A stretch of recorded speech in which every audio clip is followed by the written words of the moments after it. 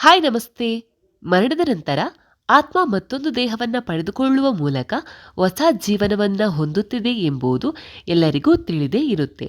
ಆದರೆ ಜನನ ಮರಣ ಚಕ್ರದಿಂದ ಮುಕ್ತಿಯನ್ನು ಪಡೆದುಕೊಳ್ಳಲು ಆತ್ಮವೆಷ್ಟು ಹರಸಾಹಸ ಪಡುತ್ತೆ ಎಂಬುದು ನಿಮಗೆ ತಿಳಿದಿದೆಯಾ? ಆತ್ಮ ಹೇಗೆ ಮತ್ತು ಏಕೆ ದೆವ್ವ ಮತ್ತು ಭೂತಗಳಾಗಿ ಅಲೆದಾಡುತ್ತೆ? ಇನ್ನು ಆತ್ಮ ದೇಹದಿಂದ ಹೊರಬಂದ ನಂತರ ಏನೆಲ್ಲ ಆಗುತ್ತೆ ಎಂಬುದನ್ನು ಗರುಡ ಪುರಾಣದ ಆಧಾರದ ಮೇಲೆ ಇವತ್ತಿನ ವಿಡಿಯೋದಲ್ಲಿ ತಿಳಿದುಕೊಳ್ಳೋಣ. ಈ ಭೂಮಿಯಲ್ಲಿ ಜನಿಸಿದ ನಂತರ ಒಂದಲ್ಲ ಒಂದು ದಿನ ನಾವು ಸಾಯಲೇಬೇಕು. ಇದು ವಿಧಿ ಬರಹ. ಇದನ್ನು ತಪ್ಪಿಸಲು ಯಾರಿಂದಲೂ ಕೂಡ ಸಾಧ್ಯವಿಲ್ಲ. ಜನನ ಮತ್ತು ಮರಣ ಚಕ್ರವೆಂಬುದು ತಿರುಗುತ್ತಲೇ ಇರುತ್ತೆ. ಒಬ್ಬ ವ್ಯಕ್ತಿ ಮರಣ ಹೊಂದಿದ ನಂತರ ಆತನ ಆತ್ಮವು ಇನ್ನೊಂದು ದೇಹವನ್ನು ಸೇರುವ ಮೂಲಕ ಹೊಸ ಜೀವನವನ್ನು ಪ್ರಾರಂಭಿಸುತ್ತೆ. ಓರ್ವ ವ್ಯಕ್ತಿಯು ಮರಣ ಹೊಂದಿದಾಗ ಆತನ ಆತ್ಮವು ತಕ್ಷಣವೇ ಹೊಸ ದೇಹವನ್ನು ಪಡೆದುಕೊಳ್ಳುತ್ತದೆಯೇ? ಆತ್ಮವು ಪ್ರೇತವಾಗುವುದು ಹೇಗೆ? ಒಂದು ದಿನ ವಿಷ್ಣುವಿನ ವಾಹನವಾದ ಗರುಡನ ಮನಸ್ಸಿನಲ್ಲಿ ಇಂತಹ ಹಲವು ಪ್ರಶ್ನೆಗಳು ಹುಟ್ಟಿಕೊಂಡವು. ಸಾವಿನ ನಂತರ ಆತ್ಮವು ದೇಹದಿಂದ ಹೇಗೆ ಹೊರಬರುತ್ತೆ ಎಂದು ಅವನು ಹಿಂಜರಿಯುತ್ತಾ ವಿಷ್ಣುದೇವನನ್ನ ಕೇಳಿದನು. ಇದಕ್ಕೆ ವಿಷ್ಣು ನೀಡಿದ ಉತ್ತರ ಹೀಗಿದೆ. ಗರುಡದೇವನ ಪ್ರಶ್ನೆಗಳಿಗೆ ವಿಷ್ಣುದೇವ ಮುಗುಳ್ನಕ್ಕು ಆತನ ಪ್ರಶ್ನೆಗಳಿಗೆ ಈ ರೀತಿಯಾಗಿ ಉತ್ತರಿಸಿದನು.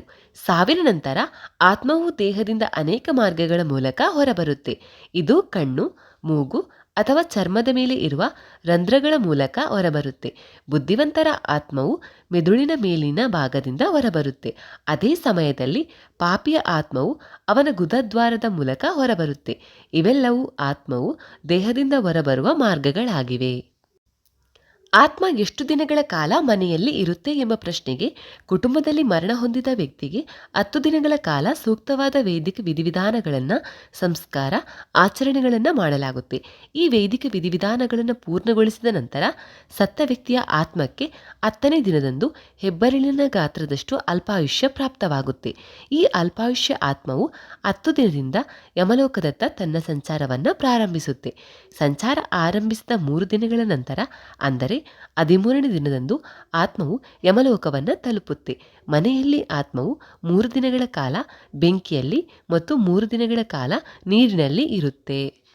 ಆತ್ಮಗಳು ಹೇಗೆ ದೆವ್ವ ಭೂತಗಳಾಗುತ್ತೆ ಎಂಬ ಪ್ರಶ್ನೆಗೆ ಆತ್ಮವು ಮರಳಿ ಮಾನವ ದೇಹವನ್ನು ಪಡೆದುಕೊಂಡಾಗ ಆ ಆತ್ಮದ ಕಾರ್ಯಗಳಿಗೆ ಅನುಗುಣವಾಗಿ ಅದನ್ನು ಒಂದಿಷ್ಟು ಸಮಯ ಭೂಮಿಯ ಮೇಲೆ ಇರುವಂತೆ ಮಾಡಲಾಗುತ್ತೆ. ಯಮರಾಜನು ಒಬ್ಬ ವ್ಯಕ್ತಿಯ ಎಲ್ಲ ಕಾರ್ಯಗಳನ್ನು ಪರಿಶೀಲಿಸಿದಾಗ ಮತ್ತು ವ್ಯಕ್ತಿಯು ನಿರೀಕ್ಷಿತ ಸಮಯಕ್ಕಿಂತ ಮುಂಚಿತವಾಗಿ ಮರಣ ಹೊಂದಿದಾಗ ಆ ವ್ಯಕ್ತಿಯು ಉಳಿದ ಸಮಯವನ್ನು ಪ್ರೇತ ಸ್ಥಿತಿಯಲ್ಲಿ ಕಳೆಯಬೇಕಾಗುತ್ತೆ. ಉದಾಹರಣೆಯೊಂದಿಗೆ ಹೇಳುವುದಾದರೆ, ಒಬ್ಬ ವ್ಯಕ್ತಿಯ ಆಯಸ್ಸು 50 ವರ್ಷ ಅಂತ ಇಟ್ಕೊಳ್ಳಿ.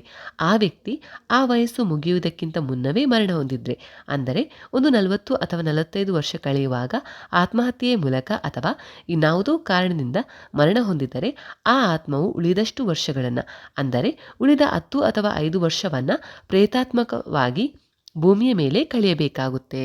ಪ್ರೇತಾತ್ಮವಾದಾಗ ಆತ್ಮಗಳು ಹೇಗಿರುತ್ತವೆ?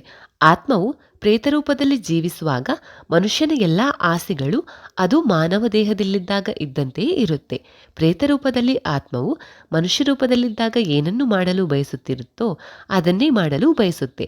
ಆದರೆ ಭೌತಿಕ ದೇಹವನ್ನು ಹೊಂದಿಲ್ಲದ ಕಾರಣ ಅದನ್ನು ಮಾಡಲು ಸಾಧ್ಯವಾಗುವುದಿಲ್ಲ.